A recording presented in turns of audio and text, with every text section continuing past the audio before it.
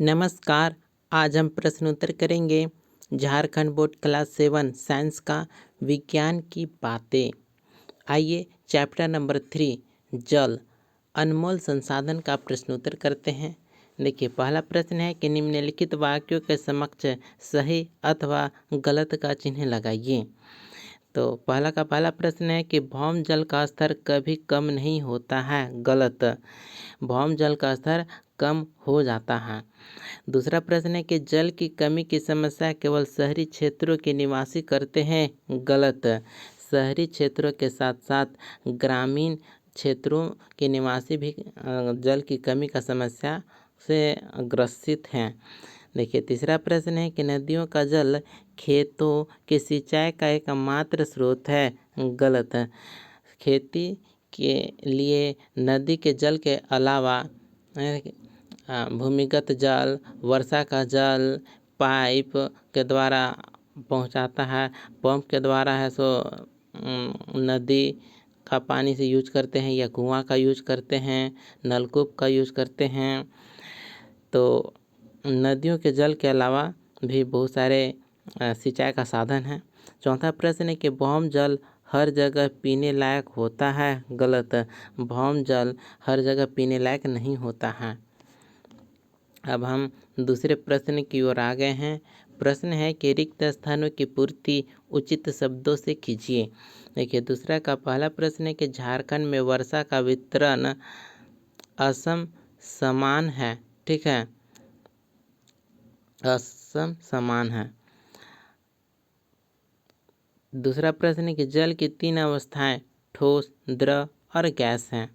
तीसरा प्रश्न है कि वर्षा जल संचयन को वर्षा जल संचयन यानी रेन वाटर हार्वेस्टिंग कहते हैं।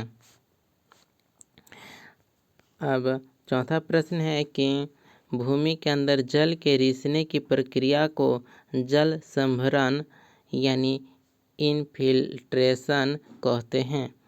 पांचवा प्रश्न है कि वन की कटाई से भौम जल स्तर में गिरावट आई है। ठीक है, यहाँ पर पांचवा का आंसर होगा गिरावट। देखिए, तीसरा प्रश्न की ओर आ गए हैं। प्रश्न है कि सही उत्तर पर सही का चिन्ह लगाइए। तो पहला प्रश्न है कि पौधों को भी जल की आवश्यकता होती है। तो पहला का ख आंसर सही होगा, प्रकाश संश्लेषण प्रक्रिया में। दूसरा प्रश्न है कि जल की कमी के लिए उत्तरदायी नहीं है। तो दूसरा का ग सही होगा, अत्यधिक वर्षा। ठीक है, तो जल की कमी के लिए आवश्यक है बढ़ती जनसंख्या, वनों की कटाई, औद्योगिकरण। जल की अत्यधिक वर्षा होने से जल की पूर्ति बढ़ेगा, कम नहीं होगा। तीसरा प्रश्न है कि निम्नलिखित में से कौन सा द्रवीय अवस्था में नहीं पाया जाता है। तो हिमपात, हिमपात ठोस अवस्था में पाया जाता है, न कि द्रवीय अवस्था में। चौथा प्रश्न है कि जल की कमी का पौधों पर क्या प्रभाव पड़ता है। तो चौथा प्रश्न का उत्तर होगा कि जल की कमी से पौधों का विकास रुक जाता है, पत्तियां मुरझाने लगती हैं और पौधे सूखने लगते हैं, क्योंकि जल प्रकाश संश्लेषण, पोषण तत्वों के परिवहन और वाष्पोत्सर्जन जैसी आवश्यक प्रक्रियाओं में सहायक होता है। देखिए, अब हम 5वें प्रश्न की ओर आ गए हैं। प्रकृति में भूमिगत जल के स्रोत का वर्णन कीजिए। तो 5वें प्रश्न का उत्तर होगा भूमिगत जल वर्षा जल के भूमि में रिसने से बनता है। यह जल मिट्टी की दरारों और परतों के बीच इकट्ठा होकर एक जल भंडार बनाता है, जिसे कुएं, नलकूप या हैंडपंप के द्वारा प्राप्त किया जाता है। देखिए, 6ठा प्रश्न आ गया है। दैनिक जीवन में जल का क्या महत्व है। तो दैनिक जीवन में जल का महत्व क्या है। तो जल पीने, भोजन पकाने, साफ सफाई, कृषि, उद्योग, विद्युत उत्पादन और शरीर की सभी जैविक क्रियाओं में आवश्यक होता है।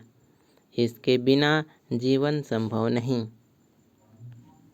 देखिए, 7वां प्रश्न है रेन वाटर हार्वेस्टिंग यानी वर्षा जल संग्रहण क्यों आवश्यक है? तो 7वें प्रश्न का उत्तर होगा कि रेन वाटर हार्वेस्टिंग यानी वर्षा जल संग्रहण। यह भूजल स्तर बढ़ाने, जल संकट से निपटने, वर्षा जल का सदुपयोग करने और सूखे से बचाव के लिए आवश्यक है। इससे पीने योग्य जल की उपलब्धता बढ़ती है। देखिए इसके आगे 8वां प्रश्न है। प्रश्न है कि जल संरक्षण की विभिन्न विधियों को स्पष्ट कीजिए। तो विभिन्न विधि है वर्षा जल संचयन, टपक सिंचाई और छिड़काव सिंचाई, घरेलू जल का पुनः उपयोग, पाइपों में रिसाव रोकना, वृक्षारोपण करना, तालाबों झीलों का पुनर्जीवन। ये सभी जल संरक्षण के विभिन्न विधियां हैं। देखिए 9वां प्रश्न है ड्रिप सिंचाई विधि क्या है? वर्णन कीजिए। तो 9वें प्रश्न का उत्तर होगा कि ड्रिप सिंचाई विधि, इस विधि में पाइपों द्वारा पौधों की जड़ों में बूंद बूंद करके जल पहुंचाया जाता है। इससे जल की बचत होती है और सिंचाई अधिक प्रभावी होती है, विशेषकर सूखे क्षेत्रों में। देखिए 10वां प्रश्न है कि भौम जल और भौम जल स्तर को दिखाते हुए एक रेखाचित्र बनाइए। ठीक है, तो हम यहाँ पर एक रेखाचित्र बनाएंगे।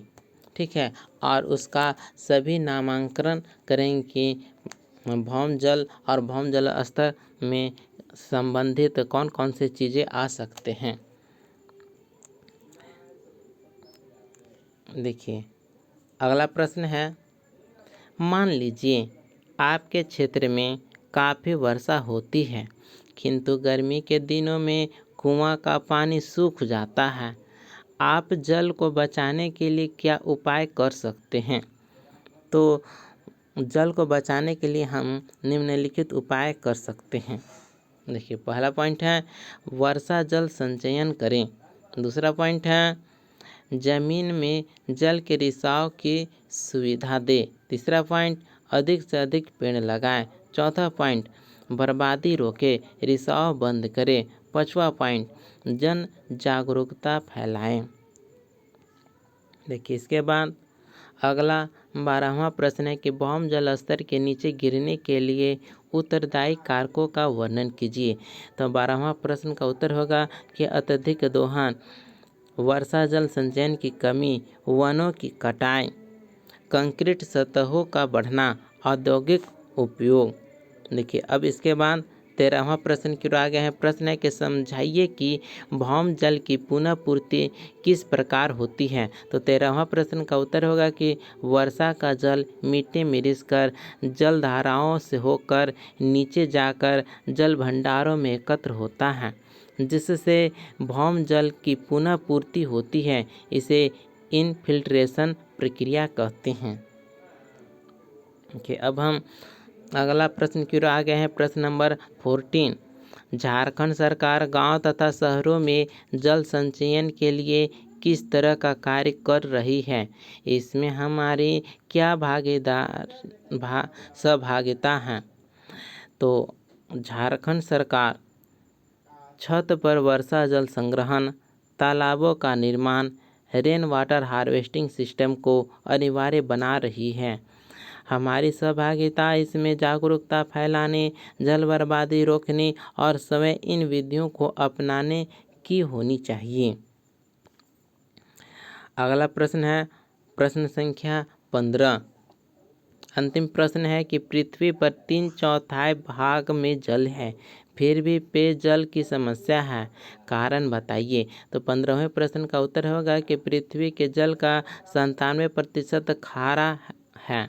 ठीक है, टोटल 100% पानी में 97% पानी खारा है जो समुद्रों में है। केवल 3% ताज़ा जल है और उसमें से अधिकांश बर्फ़ के रूप में या पहुँच से बाहर है। पीने योग्य जल केवल 1% से भी कम है, जिससे इसकी कमी हो जाती है। इस प्रकार से जल अनमोल संसाधन का यह प्रश्नोत्तर यहीं पर कंप्लीट होता है। मिलते हैं अगले वीडियो में। धन्यवाद।